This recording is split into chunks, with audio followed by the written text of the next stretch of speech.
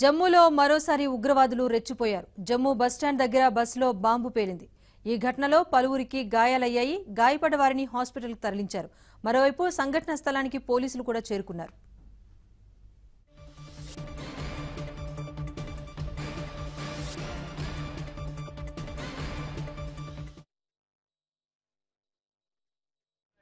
कि 10-12 लोग इसमें जख्मी हैं और उस टाइम यहाँ पे कोई नहीं था।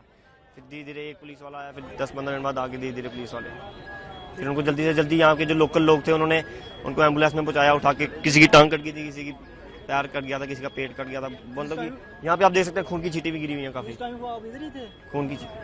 मैं यहाँ से थोड़ा आगे था, वो दुकान है ना जो सामने बार की, वहाँ पे था।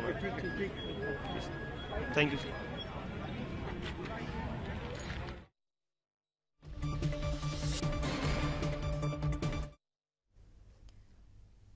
ఈ బాంబు దాడికి సంబంధించి మరింత సమాచారాన్ని మా ఢిల్లీ బ్యూరో చీఫ్ కృష్ణ అందిస్తారు. కృష్ణ, ఈ ఉగ్రవాదుల దాడికి సంబంధించి వివరాలు ఏమైనా అందాయా? సంఘటనా స్థలానికి పోలీసులు కూడా చేరుకున్నట్టు తెలుస్తోంది. ప్రస్తుతం గాయపడ్డ వారి పరిస్థితి ఏంటి?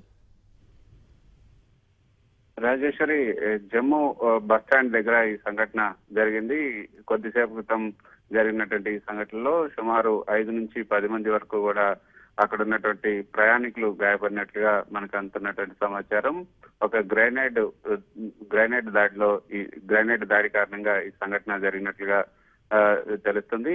నిజానికి ఈ రోజు ఉదయం నుంచి అక్కడంతా ప్రశాంతంగా ఉన్నప్పటికీ కూడా ఒక్కసారిగా ఈ బాంబు పేలుల కారణంగా అక్కడ ఉద్రిక్తత నెలకొంది. ఈ యొక్క సంఘటనలు ఏదైతే తీవ్రవాద సంఘటనలు అంతా కూడా ఇప్పటి వరకు కూడా కేవలం శ్రీనగర్ వ్యాలీకే పరిమితం అయినాయి. ఇప్పుడు కొత్తగా జమ్మూకు కూడా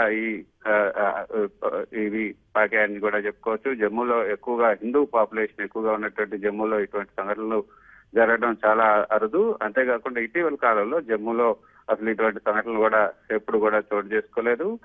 ఈ పుల్వామా ఘటన తర్వాత అంతా కూడా భారీ బందోబస్తు ఏర్పాటు చేశారు. అక్కడ శ్రీనగర్ వ్యాలీలో కూడా బందోబస్తు ఏర్పాటు చేశారు.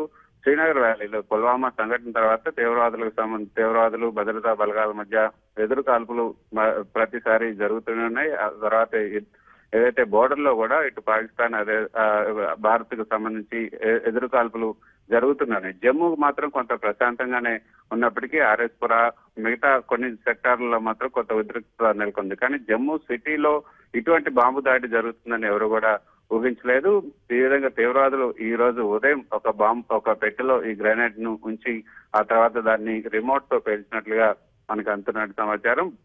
బాగా రద్దీగా ఉండే ఈ జమ్మూ బస్టాండ్ లో జరిగినటువంటి దాడిలో సుమారు 5 నుంచి 10 మంది వరకు ప్రయాణికులు గాయపడ్డారు. ఎవరు కూడా మరణించలేదు. ఎటువంటి ఆస్తి నష్టం కూడా పెద్దగా జరగలేదు. అక్కడ ఉన్నటువంటి బస్సుల అద్దాలు మాత్రం కొంచెం ఎక్కువగా కొన్ని 20 నుంచి 30 బస్సుల అద్దాలు పగిలిపోయాయి.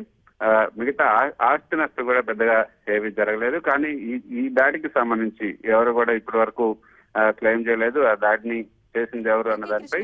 కానీ కొంత పోలీసులు అక్కడ అప్రమత్తం ఉండటం కారణంగానే కొంత భారీ నష్టం, ప్రాణ నష్టం, ఆస్తి నష్టం కూడా తగ్గిందనే చెప్పుకోవచ్చు. ఒకసారిగా ఈ బాంబు ఎక్కడైతే పేలిందో అక్కడ మొదట అంటే మరి కొద్ది గంటల్లో జమ్మూ కాశ్మీర్ లో బాంబు పేలుడుతో ప్రశాంతంగా ఉన్న ప్రాంతాల్లో కూడా భద్రతను మరింత కట్టుదిట్టం చేసే దిశగా చర్యలు చేపడుతున్నారు.